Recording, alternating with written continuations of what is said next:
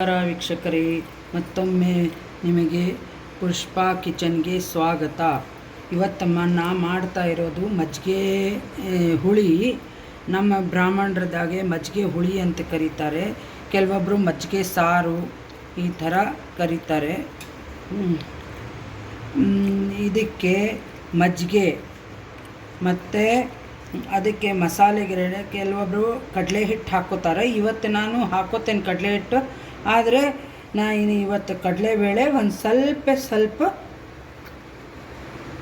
ಒಂದು ಅರ್ಧ ಸ್ಪೂನ್ ಆಗುವಷ್ಟು ಅಕ್ಕಿ, ಕಡಲೆಬೇಳೆ ಮತ್ತು ಅರ್ಧ ಸ್ಪೂನ್ ಆಗುವಷ್ಟು ಅಕ್ಕಿ ನೆನೆ ಹಾಕಿದ್ದೆ. ಸುಮಾರು ಒಂದು ಅವರ್ ನೆನೆ ಹಾಕೇನಿ. ಅದು ಈ ಥರ ಒಂದ್ರಾಗ ಎರಡು ಆಗಬೇಕು, ಈ ಥರ ಆಗಬೇಕು. ಅದಕ್ಕೆ ಇದು ಮೆಣಸು, ಧನಿಯಾ, ಮಸಾಲೆ ರುಬ್ಕೊಳ್ಳಿಕ್ಕೆ ಕಾಯಿ, ಕೊತ್ತಂಬರಿ ಸೊಪ್ಪು, ಆಮೇಲೆ ಹಸಿ ಶುಂಠಿ, ಹಸಿಮೆಣಸಿನ್ಕಾಯಿ, ಖಾರಕ್ಕೆ ತಕ್ಕಷ್ಟು ಹಸಿಮೆಣಸಿನ್ಕಾಯಿ, ಮೆಣಸು, ಹಸಿ ಶುಂಠಿ ತೊಗೋಬೇಕು. ಫ್ಲೇವರಿಗೆ ಧನಿಯಾನು ತೊಗೋಬೇಕು, ಕೊತ್ತಂಬರಿ ಸೊಪ್ಪು ತೊಗೋಬೇಕು. ಆಮೇಲೆ ನಾನು ಇವತ್ತು ಮಾಡ್ತಾ ಇರೋದು ಮಜ್ಜಿಗೆ ಹುಳಿ ಮೆಂತ್ಯ ಸೊಪ್ಪಿಂದು. ಕೆಲವೊಬ್ಬರು ಬೂದುಗುಂಬಳಕಾಯಿ, ಆಮೇಲೆ ಸೌತೆಕಾಯಿ ಈ ಥರದಿಂದ ಮಾಡ್ತಾರೆ. ಆ ಮಸಾಲೆ ಈ ಥರ ಸ್ವಲ್ಪ ಇದನ್ನು ತರಿ ಆ ಥರ ಆಗಬೇಕು ನೋಡಿ, ಈ ಥರ ಆಗಬೇಕು. ಎಣ್ಣೆ ಒಗ್ಗರಣೆಗೆ 3 ರಿಂದ 4 ಸ್ಪೂನ್ ಹಾಕಬೇಕು. ಅದಕ್ಕೆ ಸಾಸಿವೆ,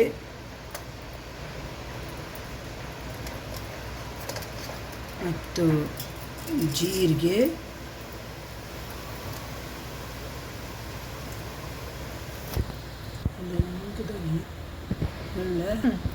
ಇದು ಹಿಂಗು, ಒಗ್ಗರಣೆಗೆ ಕರಿಬೇವು,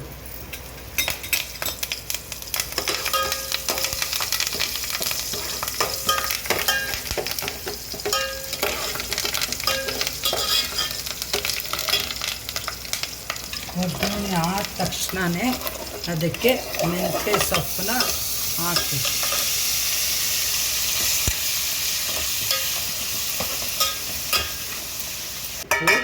ಅಥವಾ ನೀವು ಪುಡಿ ಉಪ್ಪು ರುಚಿಗೆ ತಕ್ಕಷ್ಟು ಹಾಕ್ಕೋಬೇಕು.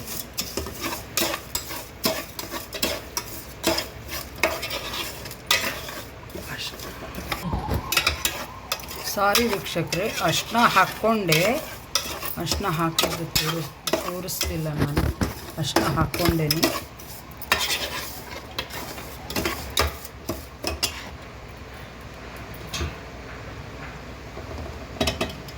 ಇದು ಮಸಾಲೆ ಏನು ನಾವು ರುಬ್ಬಿಟ್ಟಿದ್ವಲ್ಲ, ಆ ಮಸಾಲೆನ ಹಾಕ್ಕೋಬೇಕು.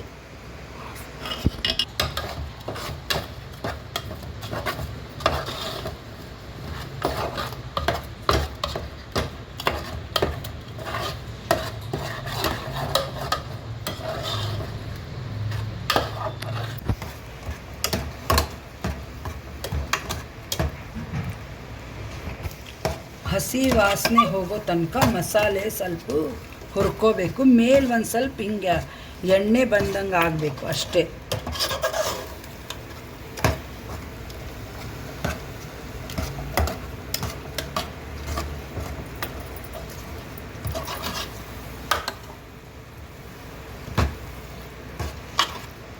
ಸಣ್ಣ ಮಾಡೋದು. ಈ ಮಜ್ಜಿಗೆ ಏನು ಮಾಡಿ ಇಟ್ಕೊಂಡಿದ್ವಲ್ಲ, ಆ ಮಜ್ಜಿಗೆನ ಇದಕ್ಕೆ ಹಾಕಬೇಕು.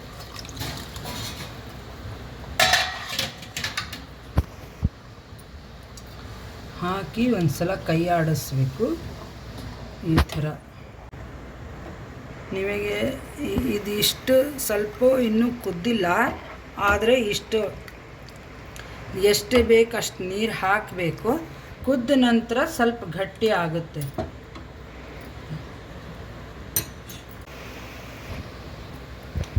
ಈ ಥರ ಚೆನ್ನಾಗಿ ಕುದಿಬೇಕು. ಕುದ್ದ ನಂತರ ನೋಡಿ, ಇದರದ್ದು ಲಿಕ್ವಿಡ್ ಇಷ್ಟ ಆಗಬೇಕು. ಇದು ಮುದ್ದೆಗೆ, ಅನ್ನಕ್ಕೆ, ರೊಟ್ಟಿಗೆ, ನೀವು ಪಲ್ಯ ಏನಾರ ಮಾಡಲಿಲ್ಲ ಅಂದರೆ ರೊಟ್ಟಿಗೆ ಎಲ್ಲದಕ್ಕೂ ಅಡ್ಜಸ್ಟ್ ಆಗುತ್ತೆ. ಸಬ್ಸ್ಕ್ರೈಬ್ ಆಗಿ. Thank you.